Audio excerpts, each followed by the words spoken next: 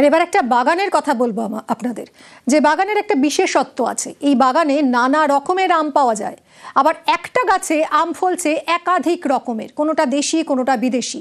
খেজুরি কলেজের প্রাক্তন অধ্যক্ষের এই বাগান দেখতে ভিড় করছেন অনেকেই।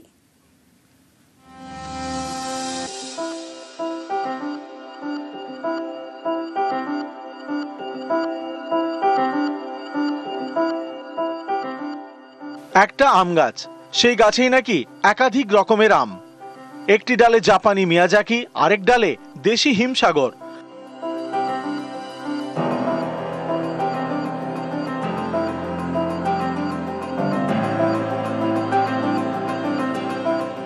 তাক লাগিয়ে দিয়েছেন পূর্ব মেদিনীপুরের কলেজের প্রাক্তন অধ্যক্ষ অসীম কুমার মান্না।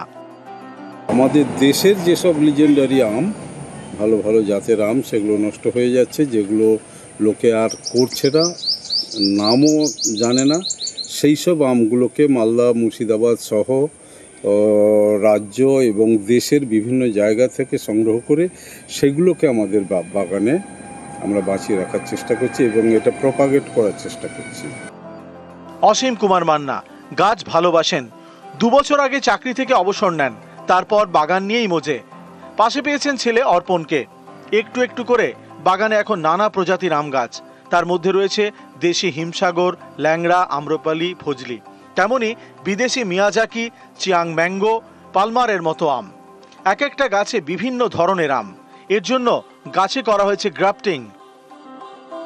আমি দেশের এবং বিদেশের বিভিন্ন জায়গাতে ঘুরি আমের জাত সংগ্রহ করার জন্য, এবং করে থাকি এখনো পর্যন্ত 450 বা তার কিছু বেশি জাত সংগ্রহ করেছি, এখন আর গুনি না। একটা গাছে নানা প্রজাতির আম, কোনোটা দেশি কোনোটা বিদেশি, যা দেখতে ভিড় করছেন অনেকেই। এই জায়গাতে অসীমবাবু আমাদের একেবারেই সাধ্যের মধ্যে দেশীয় এবং বিদেশি প্রজাতির নানান মিশ্রণ ঘটিয়ে নানান প্রজাতির আম ফলান, সেটা আমরা সরাসরি দেখতে পাই। খেজুরি থেকে ক্যামেরায় শুভেন্দু কামিল্লার সাথে সুজিত ভৌমিক, নিউজ 18 বাংলা।